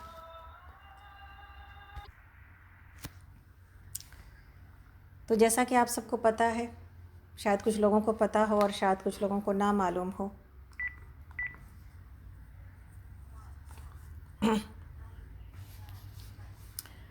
کہ میری والدہ اور میری امی انڈیا میں بیمار ہیں، اچھی تھیں لیکن اچانک بیمار ہو گئیں، اور پتہ یہ چلا ہے کہ ان کو برین ہیمریج ہوا ہے، تو ہاسپٹل میں ہیں اس وقت، پوری طرح ہوش میں نہیں ہیں، بہت ہی ہلکا ہوش ہے، اور عمر تو ہے 79-80 کی ہوں گی غالباً۔ لیکن کون چاہتا ہے، جیسا کہ آپ سب کو پتہ ہے کہ میرے والد لاسٹ ایئر ختم ہوئے، انتقال ہوا ان کا، اللہ تعالیٰ ان کو جنت الفردوس میں جگہ عطا فرمائے۔ تو جانا تو سب کو ہے، لیکن اس وقت ہم لوگ اتنی جلدی امی کو کھونا نہیں چاہتے۔ تکلیف تو ہے ہم سب کو، تمام ان کے بچوں کو۔ آپ سب کی دعا چاہیے، میری امی کو اپنی دعا میں یاد رکھیں۔ بڑی اچھی زندگی جی ہے میری امی نے، بہت خیال کیا اپنے غریب رشتہ داروں کا، پورے گاؤں میں منی بی بی کے نام سے مشہور ہیں۔ میرا نانیحال زمیندار گھرانے سے تھیں، اکلوتی بیٹی، تو بہت بڑی جائیداد بھی ہے وہاں پر، تو ساروں کا خیال کرنا، ساروں کی فکر کرنا، ساروں کو دینا لینا۔ ہمارا گھر جو کہ ڈاکٹر کا گھر تھا، میرے والد سرجن تھے، تو دروازہ کھلا تھا ہر غریب رشتہ دار کے لیے اور ہر غریب کے لیے۔ تو ہم لوگوں نے ایک ایسے گھر میں آنکھ کھولی ہے جہاں پر دین بھی، صبح صبح فجر کی نماز میں امی کا اٹھانا ہم لوگوں کو، اور پھر امی کی تلاوت قرآن کی آواز،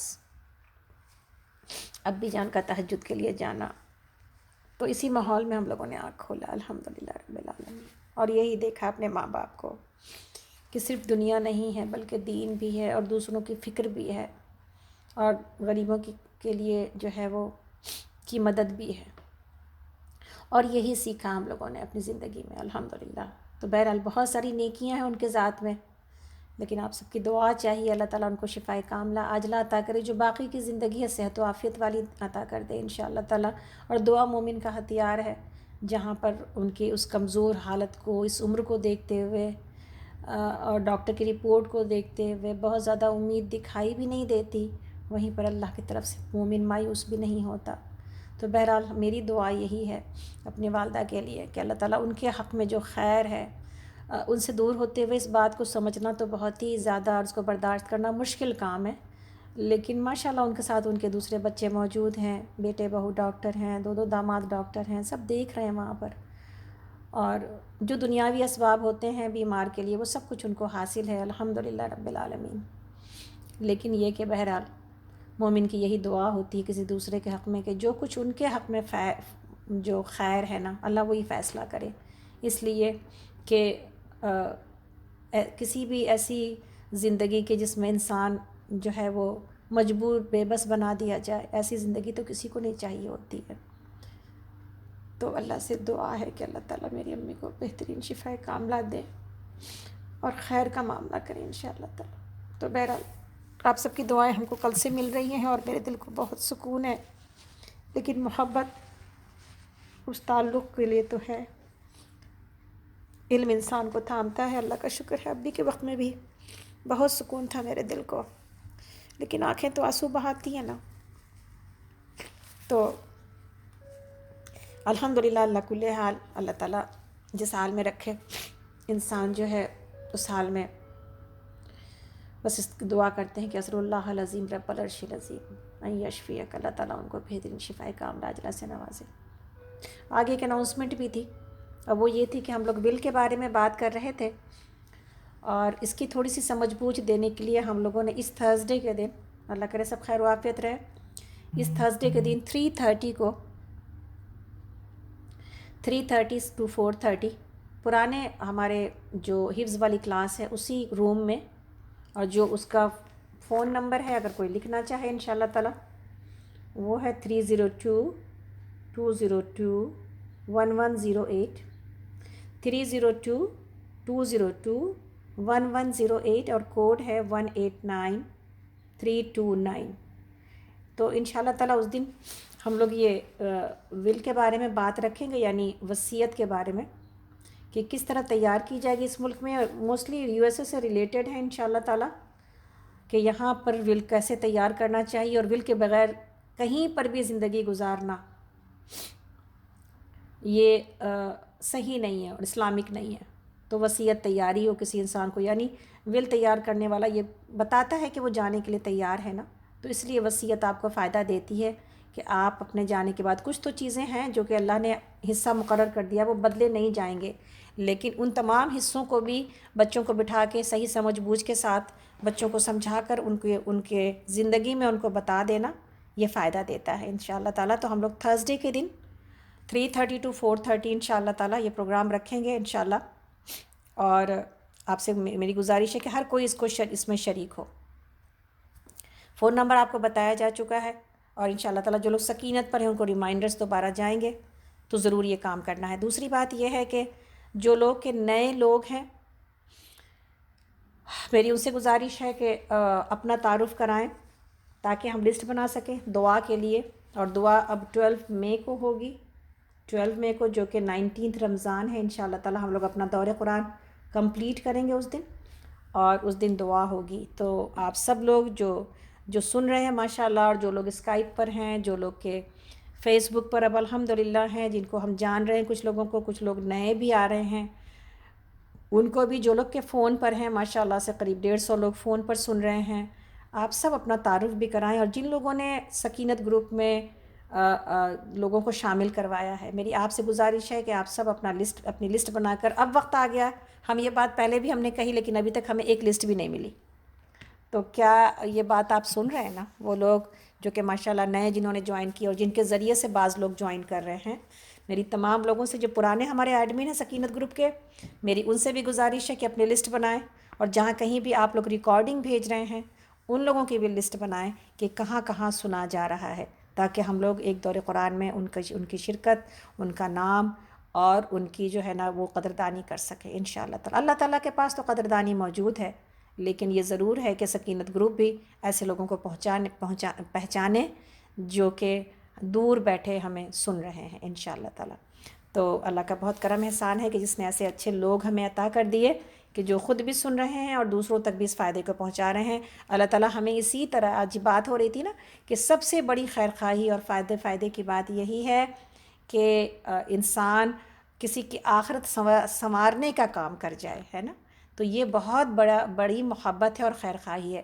تمام وہ ریلیشن شپ، تمام وہ تعلق، تمام وہ خونی رشتے جن کے ساتھ ہم بندھے ہوتے ہیں اور محبت کے رشتوں میں اور ڈوریوں میں ہوتے ہیں، کوشش یہ کرنی چاہیے کہ ان سب کا رخ اللہ کی طرف کر سکیں۔ اگر ہم اچھی بات اور بھلی بات ان تک پہنچا سکیں تو ضرور پہنچانی چاہیے انشاءاللہ تعالیٰ۔ تو ہم لوگ آگے چلتے ہیں۔ آگے ہم لوگ اس وقت شکریہ تمام لوگوں کا جنہوں نے کہ سب نے دعا کی ہے اور ابھی بھی دعا لکھ رہے ہیں اور بول رہے ہیں اپنی اپنی جگہ پر۔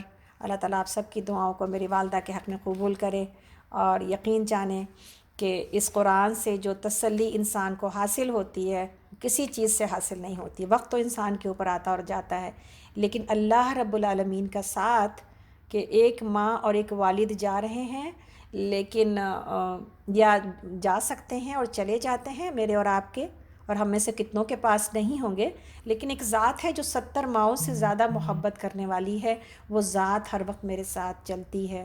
تو الیس اللہ بکاف عبدہ، کیا اللہ کافی نہیں ہے اپنے بندے کے لیے؟ وہ ہے نا ہمارے لیے انشاءاللہ تعالیٰ۔ اور پھر یہ جدائی ہمیشہ کی جدائی بھی نہیں ہوتی، یہ بھی مومن کے دل کو بڑا سکون دیتی ہے کہ انشاءاللہ تعالیٰ سب ایک جگہ جنت میں جمع کر دیے جائیں گے۔ تو انشاءاللہ اللہ سے دعا ہے کہ اللہ تعالیٰ ہمارے اور ہم سب کے اعمال ایسے کر دے کہ ہم اپنے چاہنے والوں، اپنی محبت، ان لوگوں سے جن سے ہم محبت کرتے ہیں، ان تمام لوگوں کے ساتھ، اپنے والدین، اپنی اولادوں کے ساتھ جنت الفردوس میں جمع کر دیے جائیں انشاءاللہ تعالیٰ۔ آمین یا رب العالمین۔ تو آگے چلتے ہیں۔ آگے ہم لوگ بات کر رہے تھے کہ جلد باز ہے انسان نا، تو اس کی بات ہو رہی تھی اور آدم علیہ السلام کی بات آئی، تو نبی صلی اللہ علیہ وسلم فرماتے ہیں کہ تمام دنوں میں بہتر اور افضل دن جمعہ کا دن ہے۔ اسی میں حضرت آدم علیہ السلام پیدا کیے گئے، اسی میں جنت میں داخل ہوئے اور اسی میں وہاں سے اتارے گئے، اور اسی میں قیامت قائم ہوگی۔